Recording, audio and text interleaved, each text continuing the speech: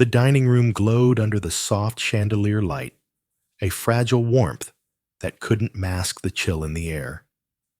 It was 1 month since Eleanor's funeral, and I, Edward Larson, sat at the head of the table in the Scottsdale home we'd built together over 38 years.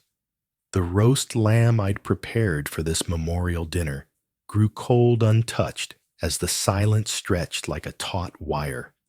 Across from me, my daughter Claire, her husband Nathan, and his sister Cassandra, a real estate lawyer with eyes sharp as broken glass, watched me like vultures circling a wounded animal.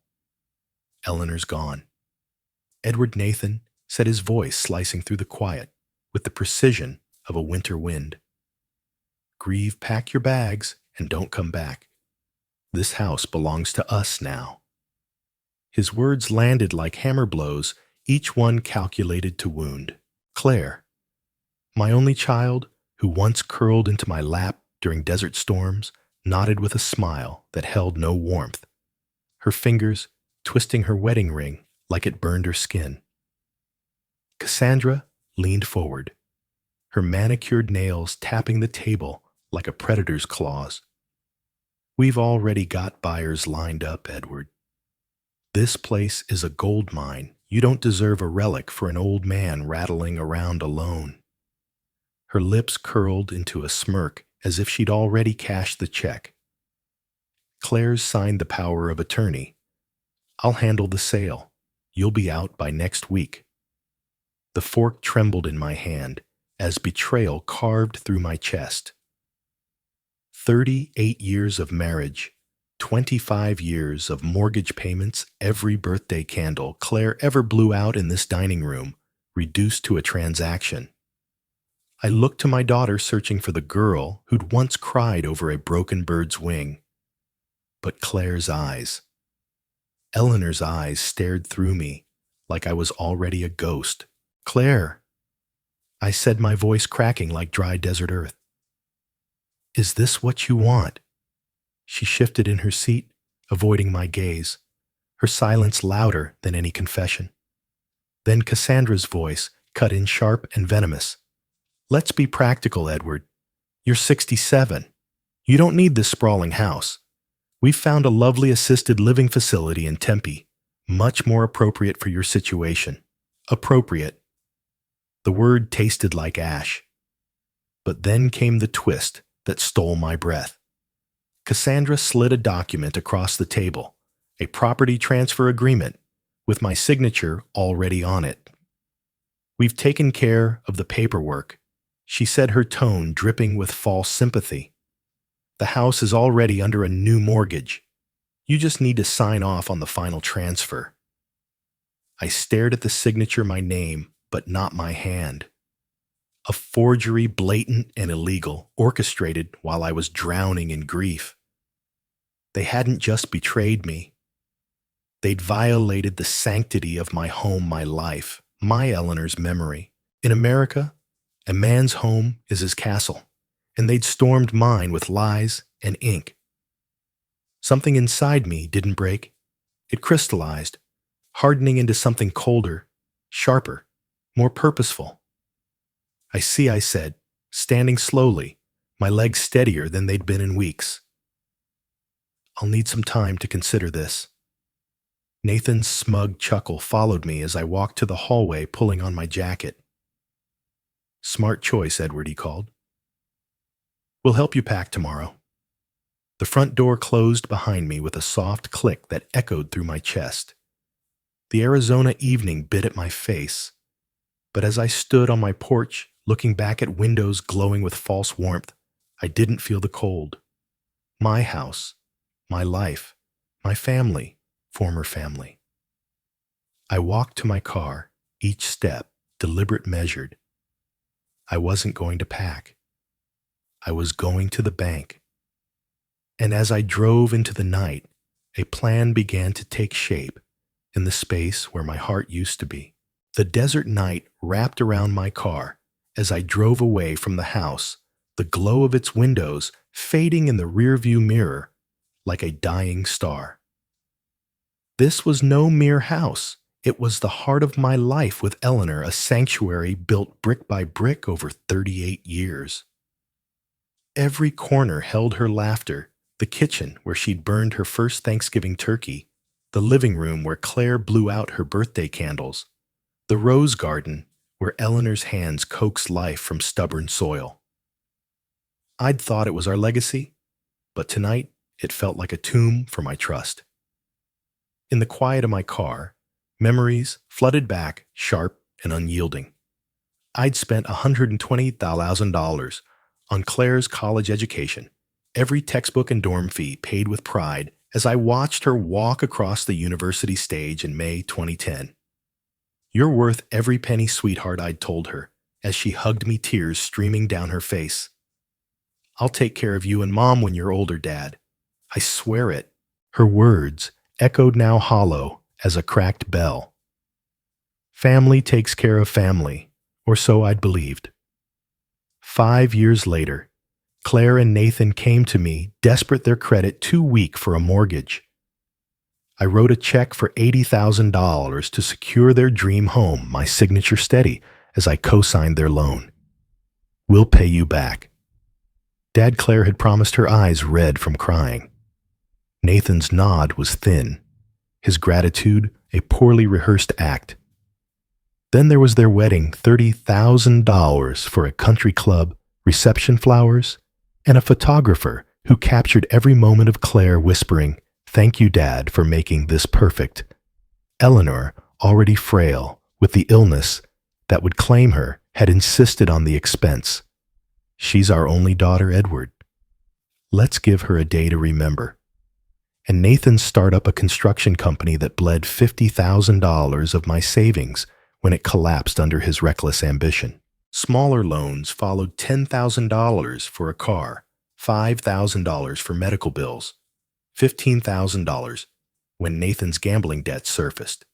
In total, $260,000 poured into my daughter's happiness, each dollar a brick in the foundation of her future. I'd given it gladly, believing in the code we lived by: family takes care of family. But now, a sharper memory cut through. Last week, while sorting through Eleanor's papers, I'd found an email buried in Claire's old laptop, one she'd left at the house during a visit. It was from Cassandra to Claire, dated 2 days after Eleanor's funeral. The old fool's too broken to notice it read, "Get him into a nursing home, and we'll flip the house for $1.2 million. I've got investors ready. He doesn't deserve to sit on that kind of money." The words burned into my mind, each syllable a betrayal deeper than the last. Cassandra, Nathan's sister, wasn't just a bystander. She was the puppeteer, pulling Claire's strings with the precision of a seasoned con artist. Worse, the email revealed a plan to push me into assisted living, painting me as a senile widower to justify their theft. In America, we revere our elders, honor their sacrifices, and protect their right to age with dignity. Yet here was Cassandra, a lawyer who'd been disciplined for unethical practices, plotting to strip me of my home while my wife's grave was still fresh. She'd called me an old fool, a relic to be discarded. Claire's silence at dinner tonight confirmed she'd signed on to this scheme, her loyalty traded for a cut of the profits. The betrayal wasn't just personal, it was a violation of everything sacred. They'd defiled Eleanor's memory, weaponized my grief, and forged my name to steal what I'd built. My hands tightened on the steering wheel as the city lights blurred past. Something inside me shifted, not breaking, but forging like steel tempered in fire. They thought they'd cornered a grieving old man. They'd forgotten I was Edward Larson, a banker who'd spent 35 years reading the fine print of human greed. As I pulled into the parking lot of Desert Community Bank, my resolve hardened. This wasn't the end. It was the beginning of their reckoning. The glass and steel facade of Desert Community Bank loomed like a fortress as I stepped into its familiar lobby, the same one I'd navigated for 35 years as a banking analyst. The receptionist's smile was warm, a flicker of normalcy in a world turned upside down. "Edward Larson? Good to see you," she said. "Here for James Morrison." I nodded my navy suit, crisp, my resolve sharper. "Tell him it's about a financial consultation." 20 minutes later, I sat across from James in his corner office, the oak desk between us stacked with the same family photos I remembered from my working days. He poured coffee from a thermal carafe, his voice gentle. "I was so sorry about Eleanor Edward. She was a gem. I accepted the cup, its weight grounding me." "Thank you, James. I need to understand my exposure on some loans I guaranteed for Claire and Nathan." James's fingers danced across his keyboard, his professional alertness kicking in. The screen flickered with data, and his eyebrows rose a subtle tell I'd learned to read decades ago. "Well, Edward, since you co-signed their mortgage and a few business loans for Nathan, I can pull up your liability." He paused, his expression tightening. "But there's something else. Did you authorize a second mortgage on your own home?" The air in the room thickened heavy as desert heat. "A second mortgage." My voice was steady, but my pulse quickened. James turned the monitor toward me, revealing a $100,000 home equity loan against my Scottsdale property dated 3 weeks ago, days after Eleanor's funeral. My signature sprawled across the document, bold and unmistakable, but it wasn't mine. Forged. A deliberate illegal act that turned my stomach. "There's more," James said, his tone dropping to a near whisper. "The mortgage payments on Claire's house are 4 months behind 90 days from foreclosure. Nathan's construction company defaulted on a $90,000 equipment loan you guaranteed. And this." He clicked to another file, his face grim. "A trust fund in Eleanor's name set up posthumously transferring partial ownership of your home to Claire. It's fraudulent, Edward. Someone used your wife's death to manipulate the title." The words hit like physical blows. A trust fund in Eleanor's name. My wife, whose memory I'd honored with every rose I tended in her garden, had been reduced to a tool for theft. In America, we hold sacred the memory of those we've lost, yet Claire, Nathan, and Cassandra had defiled it, forging documents to steal my home while I grieved. The audacity was breathtaking, a violation so vile it would make any decent person's blood boil. Who handled the trust? I asked, my voice cold as the steel in my spine. James scrolled through the file. Cassandra Morgan, listed as the attorney. She expedited the paperwork through her contacts. But Edward, this is shaky. Her firm's under investigation for similar stunts. The state bar's sniffing around. Cassandra, the puppeteer, whose email had called me an old fool. She'd orchestrated this, exploiting my grief and Claire's loyalty to line her own pockets. I leaned back, my mind racing, like a ledger balancing itself. What happens if these accounts go into full default? James calculated quickly. Your home could face foreclosure within 30 days unless the loan's cleared. Claire's house is gone in 90. Nathan's business debts. You're on the hook for $120,000, including interest and penalties.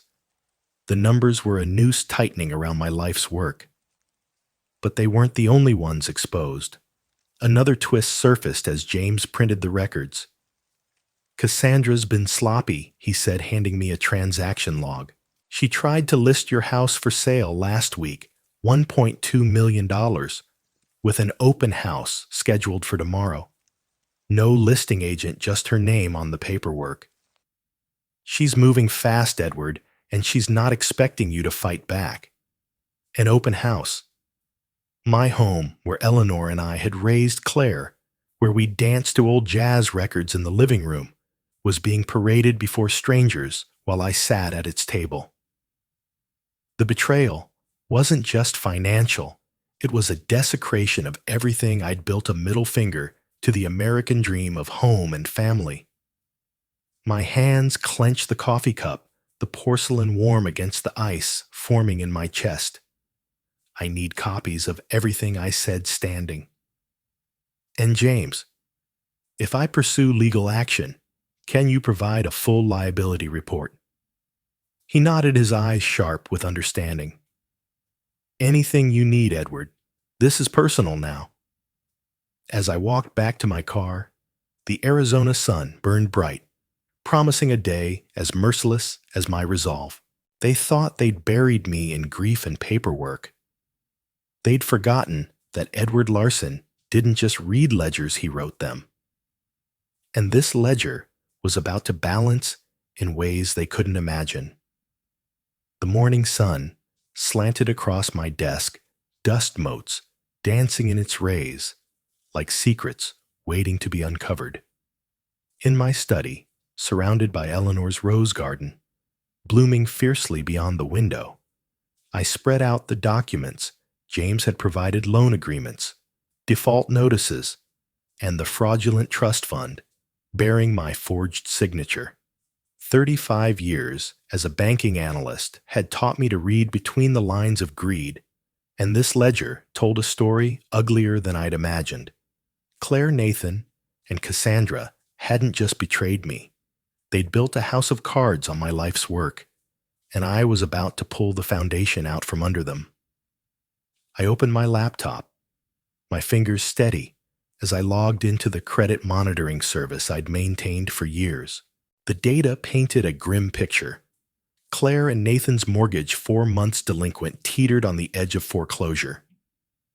Nathan's construction company, Morgan Builds LLC, was drowning in $90,000 of defaulted loans I'd guaranteed, plus $35,000 in maxed-out credit card debt across 5 accounts. Their debt-to-income ratio was a staggering 65%, a financial death sentence in today's market. But Cassandra was the real architect of this disaster. Her name appeared on every shady transaction, her fingerprints on the forged mortgage that threatened my home. I leaned back in Eleanor's favorite armchair, the leather creaking under my weight. The numbers didn't lie. They screamed of desperation and deceit. Cassandra's plan to sell my house for $1.2 million was no impulse. It was a calculated heist. A deeper dive into public records revealed she'd been disciplined by the Arizona State Bar for falsifying documents in a previous real estate deal. Her law firm was under investigation, her license hanging by a thread. She wasn't just a vulture. She was a scavenger picking at the bones of my grief. My first move was surgical. I called Margaret Walsh at First National Bank, a colleague from my banking days. "Margaret, I've come across some concerning activity on accounts I co-signed," I said, my voice calm as a still desert night. "Morgan Builds LLC and a home equity loan on my property. Can you flag them for review?" Margaret's tone sharpened. "I'll pull the files, Edward. If there's fraud, we'll freeze those accounts faster than you can say foreclosure." Next, I contacted Bob Henley at the City Planning Department, a former client who owed me a favor from a loan I'd approved a decade ago. "Bob, I'm hearing rumors about safety violations at Morgan Builds," I said, keeping my tone neutral. "Might be worth a look." Bob promised a compliance review by week's end. In construction, one missed inspection could halt a project, and Nathan's company was already bleeding cash. The final piece was legal. I hired Ellen Carter, a pit bull of an attorney known for shredding fraudulent real estate deals. "Ellen, I need you to dig into a trust fund set up in my late wife's name," I said, sliding the forged documents across her desk. Her eyes narrowed as she scanned the papers. "This is sloppy, Edward. Forging a trust posthumously. That's a felony. I'll have a case ready in 48 hours. She paused, a glint of respect in her gaze. You're not the pushover they think you are. Then came the twist that turned my resolve to steal. While cross-referencing Cassandra's transactions, I found a hidden email thread. On a cloud account Claire had linked to my home Wi-Fi years ago. Cassandra had written to a shady investor, "The old man's house is worth 1.2 million and he's too broken to notice. We'll flip it, split the profits, and stick him in a nursing home before he blinks." Claire's on board. She's tired of playing dutiful daughter. The words seared my mind, each one a betrayal deeper than the last. Claire. My little girl, who'd once promised to care for me, had sold her soul for a cut of the loot. In America, we cherish family loyalty, yet here was my daughter, conspiring to exile me while my wife's roses still bloomed. I acted swiftly.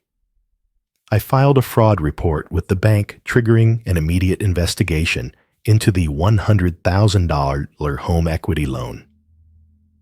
I sent Ellen the email thread, giving her ammunition to pursue charges against Cassandra for forgery and conspiracy.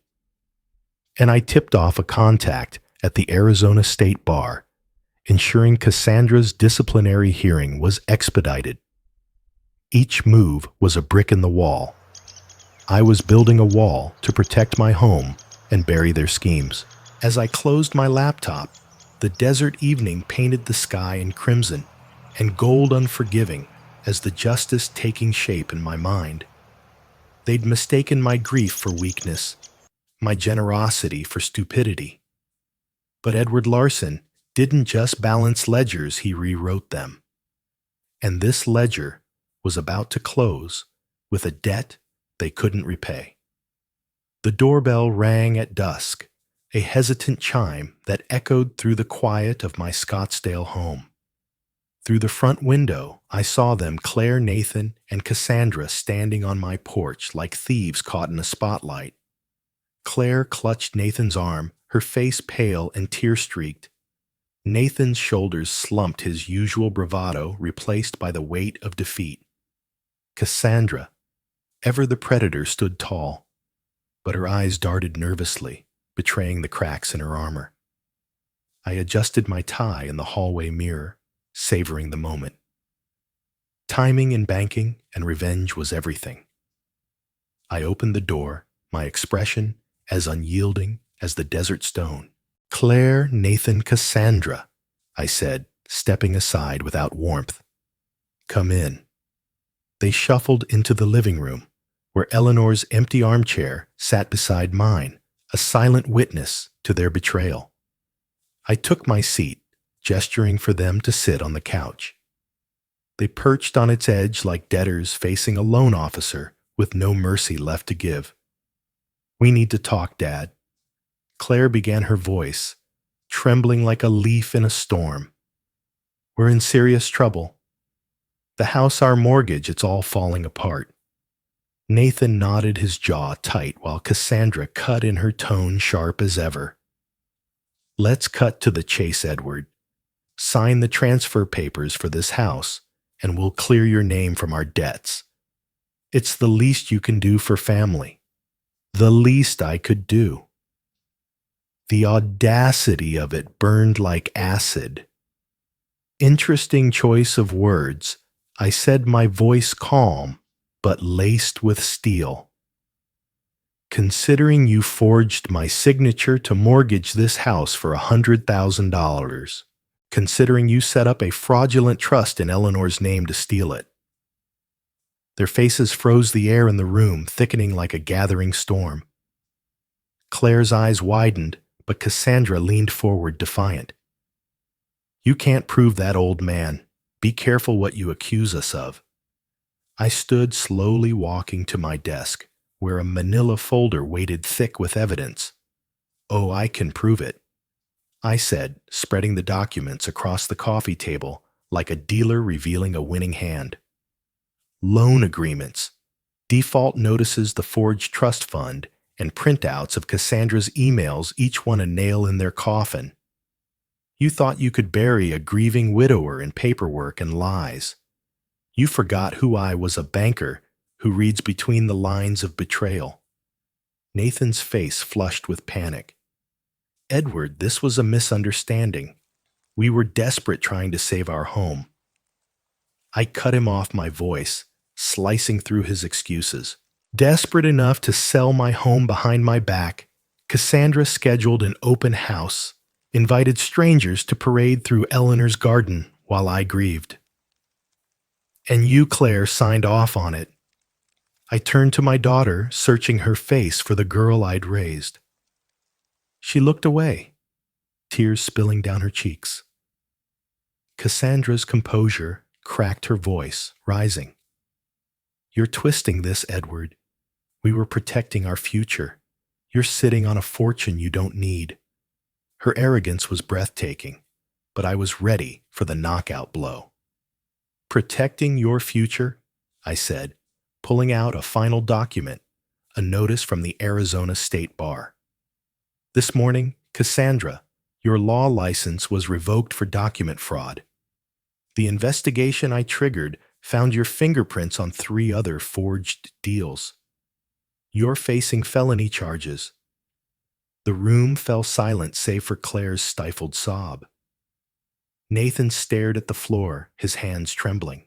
Cassandra's mouth opened, then closed, her confidence collapsing like a house of cards in a desert wind. But I wasn't done. And Nathan, I continued, your construction company's equipment was seized this afternoon. Your safety violations flagged after my call to the city shut down your projects. You're unemployed, bankrupt, and $120,000 in debt I'm no longer guaranteeing. Claire's voice broke through, desperate. Dad, please. We didn't mean for it to go this far. I'm your daughter. Her words stung, but they couldn't pierce the armor I'd forged. My daughter. I repeated, my tone cold as the desert night. My daughter stood by while her husband and his sister ordered me to vanish. My daughter conspired to sell my home, to defile her mother's memory for profit. I leaned forward, my eyes locking onto hers. You redefined family, Claire. Now you'll live with the consequences. The final twist landed like a thunderclap. I played a recorded conversation from my phone captured during a call with Cassandra 2 days ago. The old fool won't know until it's too late. Her voice crackled through the speaker. We'll have the house sold and him in a nursing home by month's end. Claire gasped, her hands covering her mouth as Nathan's face drained of color. Cassandra lunged for the phone, but I pulled it back. This recording is with my attorney, Ellen Carter, I said. She's filing charges tomorrow. Conspiracy, fraud, elder abuse, pick your poison. Their world unraveled before my eyes. Cassandra's defiance crumbled into panic, Nathan's bravado dissolved into silence, and Claire's sobs filled the room. They'd gambled on my grief, my age, my love, and lost everything. In America, we hold family sacred. We protect our elders. We honor the dead. They'd violated it all, and now justice was closing in, relentless as a desert storm. I stood gesturing to the door. You have 5 days before your house is foreclosed, Nathan. Cassandra, you'll be in court before that. Leave my home, now. They rose, defeated, their footsteps heavy as they shuffled out into the night. The door closed with a soft click, sealing their fate. I turned to Eleanor's armchair, her presence lingering in its empty curves. They thought they'd break me, I whispered, but I'm still here. The desert evening painted the sky in shades of crimson and gold, a merciless beauty that mirrored the justice I'd orchestrated. I stood in Eleanor's rose garden, the blooms vibrant under the fading light, each petal a testament to the life we'd built. The house, my sanctuary, stood firm behind me, no longer threatened by forged signatures or greedy hands. Claire, Nathan, and Cassandra had gambled on my grief and lost everything. Now the ledger was balanced, and the scales tipped decisively in my favor. 2 days after the confrontation, the fallout was swift and unforgiving. Ellen Carter, my attorney, filed charges against Cassandra for forgery, conspiracy, and elder abuse felonies that carried years in prison. The Arizona State Bar's investigation, fueled by my tip, had stripped her license, leaving her career in ruins. Her shady investors, spooked by the legal scrutiny, pulled out of the $1.2 million deal to buy my home, leaving her with nothing but a paper trail of her own deceit. Nathan's construction company was finished. The city's safety crackdown, triggered by my discreet nudge to Bob Henley, led to the seizure of his equipment and a $50,000 fine for violations. Their house, 4 months behind on payments, was foreclosed yesterday, forcing Claire and Nathan into a cramped rental apartment on the edge of Scottsdale. But I wasn't done. I called Claire and Nathan to my home one final time, the air heavy with their defeat. They sat across from me, eyes downcast, pride shattered. "I'm prepared to offer $25,000, I said, sliding a check across the table. "Enough to clear your most urgent debts and give you a chance to rebuild. But it comes with conditions." Claire's eyes flickered with desperate hope, while Nathan's jaw clenched his silence, a grudging surrender. "You'll sign a legal agreement to repay every cent with interest. You'll attend financial counseling, marriage therapy, and secure jobs I approve. And you'll issue a public apology in the neighborhood newsletter, admitting your attempt to force me out was cruel and wrong." Claire nodded, tears streaming down her face. "We accept, Dad. All of it." Nathan's agreement was a curt grunt, his ego battered, but his options gone. I held the check, just beyond their reach. "The apology comes first," I said. "Submit it by tomorrow, or this offer vanishes." They left their footsteps echoing like the last notes of a requiem for their arrogance. The final twist came that evening as I sat in my study, Eleanor's photo glowing under the lamplight. I'd kept one last card unplayed, a second recording captured during Cassandra's open house scheme. The widower's too weak to fight, she'd told her investor, her voice dripping with contempt. "We'll have him out and the house sold before he knows what hit him." I'd sent it to the district attorney, sealing her fate. By morning, Cassandra would face an arrest warrant, her dreams of profit buried under the weight of her own greed. I walked to the garden, tracing the petals of Eleanor's roses. "Justice blooms where betrayal once grew," I whispered, her gentle face vivid in my mind. I'd donated $50,000 to a local charity in her name, ensuring her legacy lived on in acts of kindness, not theft. The house settled into a comfortable silence around me. Its walls no longer threatened, its memories intact. They'd tried to erase me, but I was still here, stronger than ever. Justice, I discovered, was a dish served with the precision of a banker's pen, and its taste was sweeter than any victory I'd known.